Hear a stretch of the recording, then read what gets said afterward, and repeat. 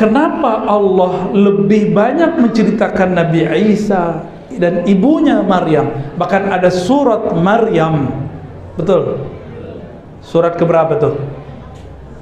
9? Itu angka spesial itu. 19. Sebagai orang ahli ilmu huruf, ilmu adat wal huruf, itu angka spesial. Bagi kita kan biasa aja karena nggak ngerti ilmunya, ya. Bagi ilmu huruf, angka-angka itu rahasia.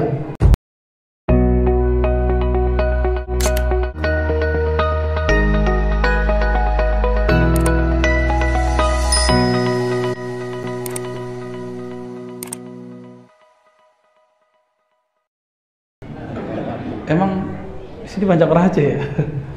Dari bahasa saya lihat, saya dengar. Semoga Ahlus Sunnah tetap berjaya di sini dan di Aceh. Amin. Saya berguru kepada Syekh Abuya Hasan Basri, ada juga Syekh Zamzami, ada juga Syekh Khatib, Syekh Ali Syarbaini. Mereka berguru kepada Syekh Zakaria Labaisati. Syekh Zakaria ini berguru kepada orang Aceh, Abuya Muda Wali, Syekh Muda Wali, ya.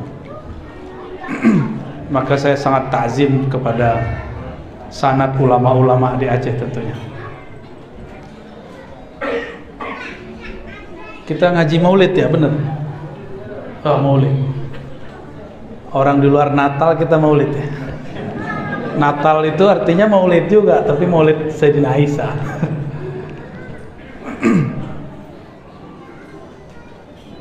Sayyidina Isa dipersiapkan ibunya untuk melahirkan beliau.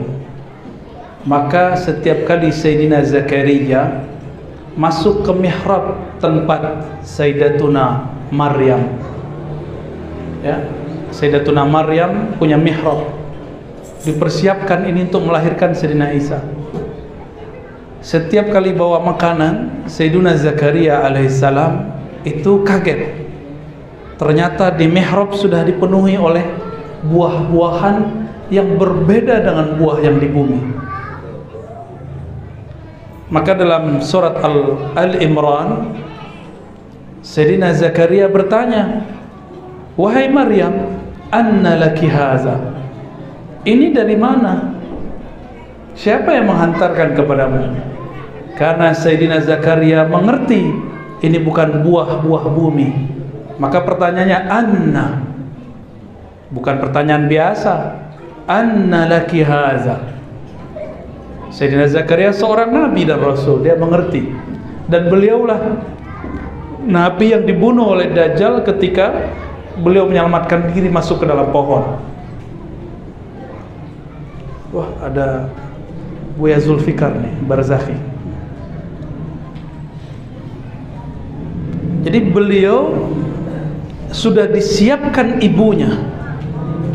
Maka yang masuk ke dalam diri Sayyidina Isa itu adalah nutrisi yang ditabung terus oleh Sayyidatuna Maryam. Dia makan buah-buah surga.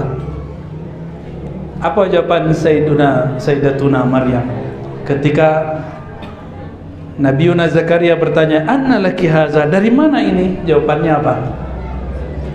Ini dari Allah. Ini dari Allah. Berarti ini dari perbendaharaan langitnya Allah. Kalau nggak begitu, maka Sayyiduna Isa tubuhnya tidak akan tahan sampai sekarang di langit kedua. Ya, nggak akan tahan.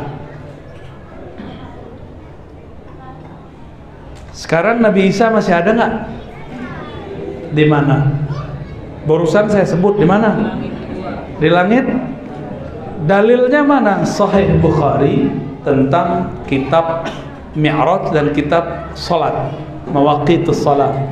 Di situ disebutkan bahwa Sayyidina Muhammad sallallahu alaihi wasallam ketika naik ke langit kedua, tadinya ruh-ruh Nabi semuanya ikut di belakang salat di Masjidil Aqsa. Tapi sekarang ketemu di mana? Di langit kedua. Bertemu. laki-laki rambutnya seperti yang digambarkan orang itu, rambutnya ke belakang. Ini rambutnya ahlu kitab. Seperti disebutkan dalam Sahih Bukhari, ahlu kitab rambutnya disisir ke belakang, tidak dibelah. Badannya tinggi, kulitnya memerah, seperti Bani Israel kebanyakan. Itu kalau ibu-ibu ngelihat Nabi Isa lupa napas paling. Serius, lupa napas. Saking indahnya wajah beliau, Sayyidina Isa alaihissalam.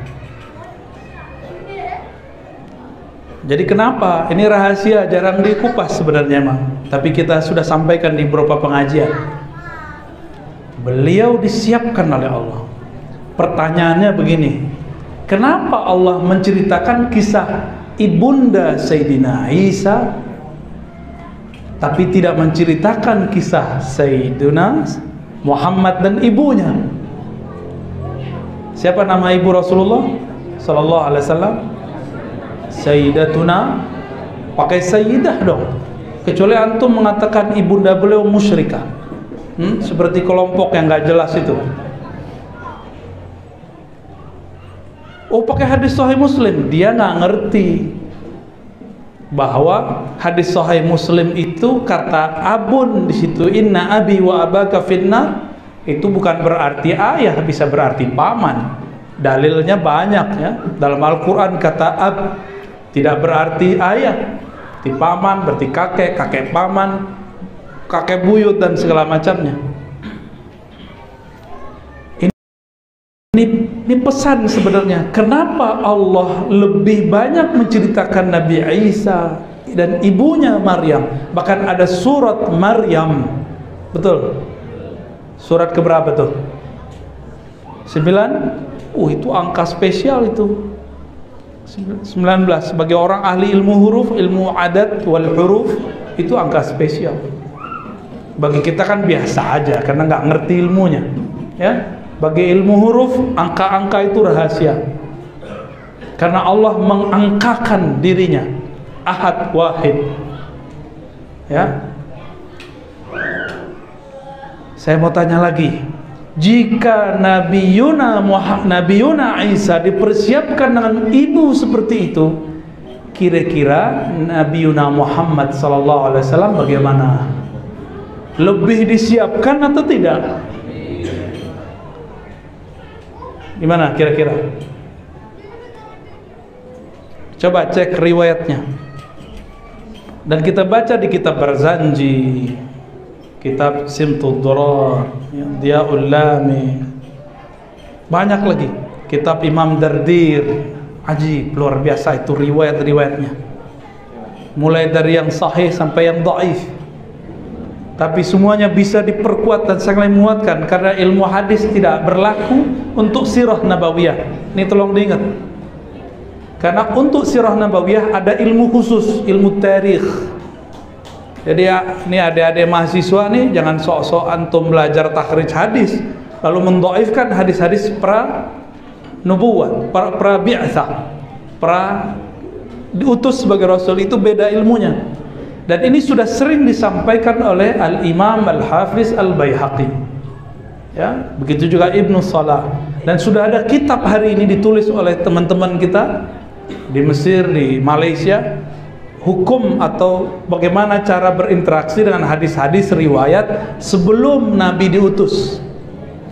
Jadi yang ketat itu adalah riwayat setelah Nabi diutus, karena berkaitan dengan dua hal, sifat Allah, halal dan haram. Ini baru ketat nih.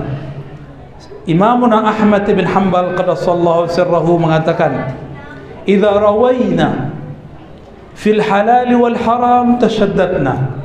Jika kami meriwayatkan halal dan haram, kami ketat. Wa idza rawayna, jika kami meriwayatkan fima siwa atau siwahuma, selain halal dan haram, tasahalna, maka kami bertasahul, kami meringankan, melonggarkan. Ini energi takhrij hadisnya udah kelebihan, sampai riwayat begini pun ditakhrij berlebihan, nggak pakai teknik yang benar, ya. Kita coba mundur lagi ya. Jika ibunda Sayyiduna Maryam dipersiapkan oleh Allah, maka ibunda